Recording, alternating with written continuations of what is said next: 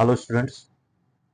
तो अभी तक के जो वीडियोस आप लोगों ने देखे हैं उसमें हम लोगों ने लास्ट में हाइब्रिडाइजेशन का टाइप्स, हाइब्रिडाइजेशन क्या होता है वो हमने कंप्लीट किया है।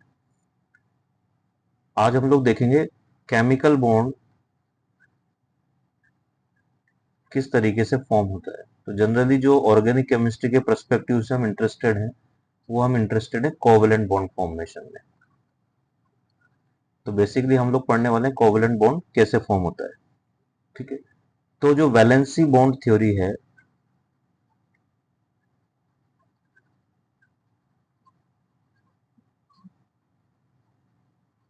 बेसिकली जो एक्सेप्टेड थ्योरीज हैं उनमें वैलेंसी बॉन्ड थ्योरी है, एक मॉलिक्यूलर ऑर्बिटल थ्योरी है। मॉलिक्यूलर ऑर्बिटल थ्योरी बिल्कुल रिसेंट थ्योरी है और उसके बेस पे जो एक्सप्लेनेशन है वो बहुत ज़्यादा क्लियर होते हैं, बट कॉन्सेप्चुअली जो अवेलेबिलिटी है आप लोगों के लिए वो वीबीटी जो है वो ज़्यादा इजी है अप्लाई करना। तो हम लोग पहले पढ़ रहे हैं वैलेंसी बॉन्ड थ्योरी। तो वैलेंसी बॉन्ड थ्योरी के पर्सपेक्टिव से अगर हम देखें तो whenever two types of atom whether similar or different, suppose हम लोग सिंपलेस्ट केस लेते हैं कि हाइड्रोजन एटम है and there are two hydrogen atoms. अभी हम मान रहे हैं कि इनके बीच का जो डिस्टेंस है वो इनफाइनाइट है। What does it mean by having infinite distance? Any distance at which their mutual interaction is zero is known as infinite distance. तो ऐसी डिस्टेंस जहां पे ना इनके बीच में कोई अट्रैक्शन फील हो रहा है ना इनके बीच में कोई रिपल्शन फील हो रहा है, उसको हम क्या मान लेते हैं? इनफाइनाइट डिस्टेंस मान लेते हैं। Means now at this point F is zero, ना इनके बीच में अट्रैक्शन फोर्स है ना इनके बीच में रिपल्शन फोर्स है। ठीक है। जब ये दोनों एक दूसरे को अप्रोच करने लगेंगे किसी भी एक्सिस के अलोंग, जिस एक्सिस के अलोंग ये एक दूसरे को अप्रोच करेंगे उसे हम बोलते हैं inter nuclear axis. Inter nuclear axis, INA, inter nuclear axis. Inter nuclear axis को आप सिंपल वे में डिफाइन कर सकते हैं कि जिस एक्सिस पे एटम्स के न्यूक्लियाई प्रेजेंट हैं उसको हम क्या बोल रहे हैं? Inter nuclear axis. तो these two atoms are approaching each other. तो जब ये एक दूसरे के पेरिफेरी में ऐसी डिस्टेंस पे आ जाएंगे जब इनके बीच में इंटरेक्शन स्टार्ट हो जाएगा, तो फर्स्ट ऑफ ऑल हम एक पिक्चर ड्रॉ करते हैं कि कितने टाइप के फोर्सेस वहां प्ले करेंगे, अपना रोल प्ले करेंगे, या कितने टाइप के फोर्सेस वहां एग्जिस्ट करेंगे। तो मान लेते हैं यहां पर एक एटम है। Again I am considering hydrogen atom. ये हम जनरलाइज कर रहे हैं, फिर इसको हम किसी भी दूसरे सिस्टम के ऊपर अप्लाई कर सकते हैं। अब यहां पर आप लोग ध्यान देंगे तो हम कितनी चीजों को समझेंगे। सबसे first of all there is a nucleus. इसको मैं नाम दे रहा हूं N1, यानी फर्स्ट एटम का न्यूक्लियस। सिमिलरली ये सेकंड एटम का न्यूक्लियस। फिर बाहर जो इलेक्ट्रॉन क्लाउड है इसको मैं नाम दे रहा हूं E2, और इसके जो इलेक्ट्रॉन क्लाउड को मैं नाम दे रहा हूं दैट इज E1। एक एटम का इलेक्ट्रॉन क्लाउड E1 है, दूसरे का E2 है, एक का न्यूक्लियस N1 है, एक का न्यूक्लियस N2 है। और ये बहुत सिंपल सी बात है कि न्यूक्लियस जो होते हैं वो पॉजिटिवली चार्ज होते हैं जो इलेक्ट्रॉन क्लाउड होता है वो नेगेटिवली चार्ज होता है। सेम चार्जेस के अंदर रिपल्शन होता है, अपोजिट चार्जेस के अंदर अट्रैक्शन होता है। तो यहाँ पे जो N1 है, न्यूक्लियस 1 है, वो सेकंड एटम के इलेक्ट्रॉन क्लाउड को अपनी तरफ अट्रैक्ट करेगा। तो एक अट्रैक्शन फोर्स यहाँ काम करेगा, इसको मैं नाम दे देता हूं FN1E2। It will be attractive force. Similarly जो N2 है वो E1 को अट्रैक्ट करेगा।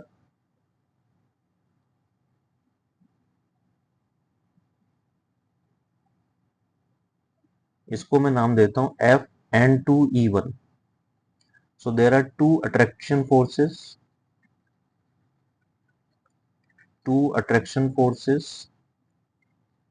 FN1E2 and FN2E1। नाउ जो N1 न्यूक्लियस है वो N2 न्यूक्लियस को रिपेल करेगा। जो N1 न्यूक्लियस है वो N2 न्यूक्लियस को रिपेल करेगा, तो there will be repulsion force, इसको मैं नाम देता हूँ Fn1N2। और जो इलेक्ट्रॉन क्लाउड है E1 वो E2 को रिपेल करेगा, तो इसको हम नाम देते हैं Fe1E2। So there are two repulsion forces और repulsive forces, that is Fn1N2 and Fe1E2। So try to understand, चार यहाँ पे फोर्सेस, फोर टाइप के फोर्सेस काम कर रहे हैं, दो अट्रैक्शन है, दो रिपल्शन है, Fn1E2, Fn2E1, Fn1N2 और Fe1E2। ओके, आप इस स्लाइड को थोड़ा सा समझेंगे, ध्यान रखेंगे। मैं नेक्स्ट स्लाइड पे जा रहा हूँ, हालांकि मैं वापस इस स्लाइड पे आऊंगा, लेकिन जो चीज मुझे आपको समझानी है, जो फोर्स का होता है मैग्नीट्यूड वो आपको पता है, it is K Q1 Q2 upon R square, और जो एनर्जी उससे रिलेटेड होती है that is K Q1 Q2 upon R। Q1 Q2 are the charges. जो भी हम चार्जेस कंसिडर करें, जैसे अगर हम अट्रैक्शन की बात कर रहे हैं तो एक न्यूक्लियर चार्ज हो जाएगा, एक इलेक्ट्रॉनिक चार्ज हो जाएगा। अगर हम रिपल्शन की बात कर रहे हैं तो दोनों या तो इलेक्ट्रॉनिक चार्ज होंगे या दोनों न्यूक्लियर चार्ज होंगे। ठीक, एक बहुत सिंपल सी बात आप लोगों को समझनी है कि जब भी अट्रैक्शन फोर्सेस वर्क करते हैं तो उनकी वजह से सिस्टम की जो एनर्जी है वो डिक्रीज होती है और स्टेबिलिटी इंक्रीज होती है। सिमिलरली जब भी रिपल्सिव फोर्सेस काम करेंगे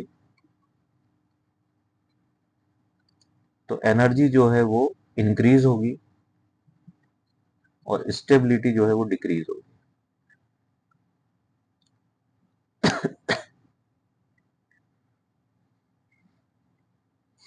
अगर मैं सिंपल आपको इंडिविजुअली समझाऊं पहले, कि सपोज देयर इज डिस्टेंस जिसको मैं R से रिप्रेजेंट कर रहा हूं और यहाँ पे पोटेंशियल एनर्जी है। अगर मैं अट्रैक्टिव फोर्सेस की बात करूं तो अट्रैक्टिव फोर्सेस धीरे धीरे इंक्रीज होते हैं, जैसे जैसे डिस्टेंस कम होती जाएगी। जैसे जैसे डिस्टेंस कम होगी वैसे वैसे अट्रैक्टिव फोर्सेस जो होंगे वो क्या होंगे, इंक्रीज होंगे। इस चीज को आपको अच्छे से समझना है कि एक पर्टिकुलर डिस्टेंस अगर बहुत कम हो जाती है, यहाँ पे R कितना है, 0 है। R 0 होने का मतलब है कि दोनों जो एटम्स उनके बीच का डिस्टेंस 0 हो गया है। Practically it is not possible, इतना क्लोज हम एटम्स को ला ही नहीं सकते कि उनके बीच का डिस्टेंस 0 हो जाए। तो बेसिकली हो क्या रहा है कि जब हम इनफाइनाइट डिस्टेंस की बात कर रहे हैं तो वहां पे किसी टाइप का ना अट्रैक्टिव फोर्स है ना रिपल्सिव फोर्स है। जब वो एक दूसरे के पास आते हैं तो अट्रैक्टिव फोर्स धीरे धीरे धीरे धीरे इंक्रीज होता है टू ए सर्टेन डिस्टेंस। एक सर्टेन डिस्टेंस तक वो इंक्रीज होगा, उसके बाद अगर हम और क्लोज लाएंगे तो रिपल्सिव फोर्सेस इतने ज्यादा बढ़ जाएंगे और अट्रैक्टिव फोर्सेस जो होंगे वो बहुत ज्यादा कम हो जाएंगे। सिमिलरली अगर हम बात करें रिपल्सिव फोर्सेस की, तो रिपल्सिव फोर्सेस धीरे धीरे जो है वो डिक्रीज होते हैं। डिस्टेंस जैसे जैसे पास आती जाएगी तो डिक्रीज होंगे, और जब बहुत ज्यादा वो आ जाएगी तो सडनली क्या होंगे, वो इंक्रीज होंगे। ठीक है, तो अगर हम इन दोनों को कंबाइन करते हैं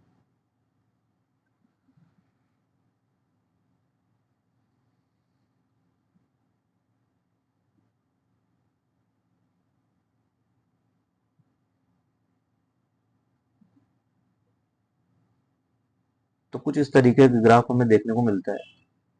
इस ग्राफ को हम समझते हैं। देखिए यहाँ पे R इनफाइनाइट है। R इनफाइनाइट जब होगा तो उसका पोटेंशियल एनर्जी 0 हो जाएगा। पोटेंशियल एनर्जी किसका 0 हो रहा है, सिस्टम का, ना कि इंडिविजुअल एटम का। ओके, R इनफाइनाइट होगा तो यहाँ पे पोटेंशियल एनर्जी कितना हो जाएगा, 0 हो जाएगा। ठीक है, अब जब पोटेंशियल एनर्जी 0 है, उस कंडीशन से हम उन दोनों को एक दूसरे के उस सरकमफेरेंस में या उस डिस्टेंस पे लाने की कोशिश कर रहे हैं कि उनके बीच में किसी ना किसी तरीके का इंटरेक्शन स्टार्ट हो। तो जब शुरू में वो कुछ दूरी पर आते हैं तो वहां पे धीरे धीरे अट्रैक्शन फोर्सेस काम करना स्टार्ट करते हैं, and they try to bring these two atoms close to each other. वो चाहेंगे कि वो दोनों एटम एक दूसरे के पास में आए। ठीक है, आप देख सकते हैं अट्रैक्शन फोर्सेस बहुत धीरे धीरे वर्क कर रहे हैं, तो उससे एनर्जी क्या हो रही है, डिक्रीज हो रही है। एनर्जी क्या हो रही है, डिक्रीज हो रही है। जैसा कि अपन ने इंडिविजुअल ग्राफ में भी देखा था, जैसे जैसे आर कम होता जाएगा एनर्जी क्या होती जाएगी, डिक्रीज होती जाएगी। तो एनर्जी जो है वो क्या हो रहा है, डिक्रीज हो रहा है। एनर्जी डिक्रीज होने के बाद एक सर्टेन पोजीशन आएगा जब एनर्जी मिनिमम होगा। यहाँ पे आप देख सकते हैं इस पॉइंट पे एनर्जी मिनिमम, पोटेंशियल एनर्जी जो है यहाँ पे मिनिमम। इस डिस्टेंस को हम लोग नाम देते हैं R naught. R naught means this is the optimum distance at which these two atoms can exist together in the form of a species, generally molecule। यानी कि एटम्स इस पर्टिकुलर डिस्टेंस पे उनके बीच का जो इफेक्टिव डिस्टेंस होगा वो भी हम समझेंगे व्हाट इज इफेक्टिव डिस्टेंस। तो इस डिस्टेंस पे आकर के वो दोनों एक स्टेबलाइज सिस्टम बना सकते हैं। और इस डिस्टेंस को जो ओरिजिन से है R0 तक, that is known as the bond length. इसी को हम बोलते हैं बॉन्ड लेंथ। तो होता क्या है, अगर आप समझना चाहते हैं, suppose there is a atom A and there is a atom B and suppose this is the optimum distance that is R0। तो थ्योरी बोलती है कि जो एटम्स हैं और जो न्यूक्लियाई हैं they are vibrating, they are vibrating. तो वाइब्रेटिंग हो रहे हैं, वाइब्रेशंस हो रहे हैं, तो उनका एक मीन पोजीशन होगा। सिमिलरली बी भी वाइब्रेशन हो रहा है तो उसका एक मीन पोजीशन होगा। तो उन दोनों मीन पोजीशन के बीच का जो एवरेज डिस्टेंस होगा उसको हम क्या बोल देंगे, बॉन्ड लेंथ। ठीक है। इस कंडीशन में आप देख रहे हैं सिस्टम की एनर्जी मिनिमम हो गई है। जो पहले कभी इंडिविजुअली एटम्स के बारे में अगर हम बात करें तो सिस्टम की कितनी थी, जीरो थी। तो जीरो से अगर ये नेगेटिव में गया है ग्राफ, दैट मीन्स कि एनर्जी जो है वो रिलीज हुई है। तो ये जो एनर्जी रिलीज हुई है इस अमाउंट की एनर्जी को हम बोलते हैं बॉन्ड एनर्जी, बॉन्ड एनर्जी। यहां पे बॉन्ड फॉर्मेशन हो जाएगा, यहां पे बॉन्ड फॉर्मेशन हो जाएगा। अब अगर इससे मैं और ज्यादा क्लोज लाने की कोशिश कर रहा हूं, मीन्स अगर मैं आर को आर नोट से कम करने की कोशिश कर रहा हूं, तो यहाँ पे क्या इफेक्ट हो रहा है, जो रिपल्शन है वो सडनली इतना इंस्टेंटली और इतना ज्यादा जल्दी इंक्रीज हो रहा है, यानी कि जो उसका इंक्रीज है वो बहुत ज्यादा रैपिड है। आप देख सकते हैं जो अट्रैक्शन फोर्स है जो एनर्जी को धीरे धीरे धीरे धीरे कम कर रहा है, लेकिन जो रिपल्सिव फोर्स है वो एनर्जी को सडनली इंक्रीज कर रहा है। It is a very steep curve. तो यहाँ पे जो एनर्जी बहुत तेजी से इंक्रीज हो रही है वो इस वजह से हो रही है कि जब आप एटम को एक सर्टेन डिस्टेंस से पास में ले आते हैं तो उनके इलेक्ट्रॉन्स क्लाउड जो हैं वो इतना एक दूसरे से पास हो जाते हैं कि they start repelling each other very badly. और इस रिपल्शन की वजह से जो सिस्टम की एनर्जी है वो क्या होती है, इंक्रीज होती है। इंक्रीज होने की वजह से अगेन वो सिस्टम डिस्टेबलाइज हो जाता है। तो या तो वापस से उस डिस्टेंस को R0 पे लाने की कोशिश करेगा, यानी वो दोनों एटम्स को एक दूसरे से दूर करेगा। And if there is sufficient energy available then bond can break. Okay, bond जो है वो ब्रेक हो सकता है। तो ये जो ऑप्टिमम डिस्टेंस है इसे हम बॉन्ड लेंथ बोलेंगे। जो यहाँ पे एनर्जी रिलीज हुई है इसे हम बॉन्ड एनर्जी बोलेंगे। तो अब हमारे पास क्या कंक्लूजन निकला कि अगर R जो है वो R0 से भी कम है तो no bond formation, no bond formation. And region क्या है, रीजन ये है कि यहाँ पे रिपल्सिव फोर्सेस जो हैं they are very high as compare to attractive forces. Attractive forces की वैल्यू कम है, रिपल्सिव फोर्सेस की वैल्यू ज्यादा है। इन दोनों की वजह से क्या होगा, रिपल्सिव फोर्सेस क्या करते हैं, एनर्जी में इंक्रीज करते हैं, तो ओवरऑल सिस्टम की जो एनर्जी है बहुत ज्यादा हो जाएगी। First case. सेकंड केस, अगर आर जो है वो R0 के बराबर है, आर नोट के बराबर है, दैट इज अगर वहां पे ऑप्टिमम डिस्टेंस है तो यहाँ पे बॉन्ड फॉर्मेशन होगा, बॉन्ड फॉर्मेशन होगा। जो रिपल्सिव और अट्रैक्टिव फोर्सेस हैं they will adjust themselves in this way, energy will be minimum, energy will be minimum and stability will be maximum, and stability will be maximum. And third, जब आप are note से ज्यादा रखेंगे तो वहां पे attractive forces obviously ज्यादा होंगे फोर्स रिपल्सिव फोर्सेस से, बट वहां पे भी बॉन्ड फॉर्मेशन नहीं होगा, उस कंडीशन पे भी बॉन्ड फॉर्मेशन नहीं होगा और एनर्जी वापस से इंक्रीज होने लग जाएगी, तो स्टेबिलिटी जो है वो डिक्रीज होने लग जाएगी। तो क्या समझ आया कि उस ऑप्टिमम डिस्टेंस से कम डिस्टेंस पे भी एनर्जी ज्यादा है, उस ऑप्टिमम डिस्टेंस से ज्यादा डिस्टेंस पे भी एनर्जी ज्यादा है, दोनों ही कंडीशन में स्टेबिलिटी कम है। तो यहां से जो मैं आप चीज को समझ रहे थे वो आप लोगों को क्लियर हो गया होगा अभी कि बॉन्ड फॉर्मेशन कब होगा, जब वो एक दूसरे के ऑप्टिमम डिस्टेंस पे आएंगे, उससे ज्यादा पास वो एक दूसरे के नहीं आ सकते, ठीक है। तो नाउ अब हम केमिकल बॉन्ड को कैसे डिफाइन कर सकते हैं। तो आप लोगों ने देखा केमिकल बॉन्ड बेसिकली हम जो बात किया है पूरा वो किसका किया है, फोर्सेस की बात की है, फोर्स के बारे में हमने बात की है।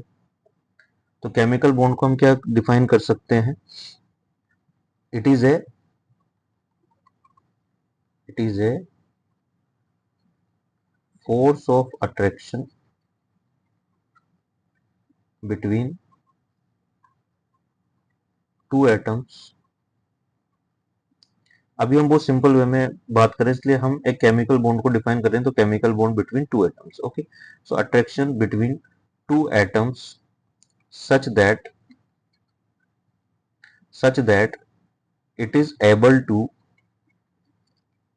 such that it is able to hold them together as a system as a system। एक सिस्टम के तौर पे, एक सिस्टम के फॉर्म में जब वो एबल होगा, वो फोर्स ऑफ अट्रैक्शन इतना होना चाहिए कि वो बोथ दी एटम्स को एक दूसरे के साथ होल्ड कर पाए। क्योंकि अगर क्लोज लाने की बात है तो मैंने आपको बोला कि जब आर नोट से अदर डिस्टेंस होगी तब भी अट्रैक्टिव फोर्स उनको पास में लाने की कोशिश कर रहा है, बट उस टाइम पे बॉन्ड फॉर्मेशन नहीं हो रहा है। तो इतना नहीं है कि वो एक दूसरे को क्लोज लाए, इवन उनको क्लोज रखे, means it should be able to hold them in that position for a longer period of time, then only we can call it chemical bond. तभी हम इसको केमिकल बॉन्ड बोल सकते हैं, ठीक है। तो इसीलिए ये एक ऐसा डेफिनेशन है कि हम लोग जनरली जब बात करते हैं इंटरमोलिकुलर फोर्सेस की या इंटर एटॉमिक फोर्सेस की, तो वहां बहुत सारे टाइप के फोर्सेस पढ़ते हैं हम लोग, है ना? कि जो इनका एनर्जी 42 किलो जूल पर मोल से ज्यादा है उनको हम स्ट्रॉन्ग फोर्स मानेंगे, जो 42 से कम है उनको वीक मानेंगे। फिर वहां पे आ जाते हैं hydrogen bond, van der Waals forces, Debye forces, Keesom forces, London forces, कई सारे तरह के वहां पे फोर्सेस हैं, ठीक है। Similarly on the other hand अगर हम वहां पे स्ट्रॉन्ग फोर्सेस की बात करते हैं तो वहां पे sigma bond, pi bond, ionic bond, metallic bond, covalent bond, कई सारी तरीके की बातें हम वहां पे करते हैं। तो ध्यान रखिए वो सब फोर्सेस हैं जो हम क्लासिफिकेशन करते हैं, बेसिकली वो सब किसका करते हैं, फोर्सेस का। So there are so many types of forces. तो मैंने जो भी आपको बोला था कि दो एटम इनफाइनाइट डिस्टेंस पे और हमने मान लिया कि उनके बीच में कोई फोर्स काम नहीं कर रहा, बट हो सकता है उनके बीच में कोई फोर्स काम कर रहा हो, उसकी वजह से उसका कुछ पोटेंशियल एनर्जी बन रहा हो। बट ओवरऑल जब हम केमिकल बॉन्ड के पर्सपेक्टिव से बात करेंगे तो हम उस पोजीशन की बात करेंगे जब दोनों एटम एक दूसरे के साथ बॉन्डेड हो, एक दूसरे को होल्ड करें और एक सिस्टम के फॉर्म में, एक स्पीशीज के फॉर्म में, एक मॉलिक्यूल के फॉर्म में वो एग्जिस्ट करें, then only we can call it chemical bond, ठीक है। अब इस केमिकल बॉन्ड के लिए कुछ थ्योरीज हैं, जैसे ओवरलैपिंग थ्योरीज और इस तरह की जो रिलेटेड थ्योरीज हैं, तो उनको अपन पढ़ना स्टार्ट करेंगे नेक्स्ट लेक्चर में।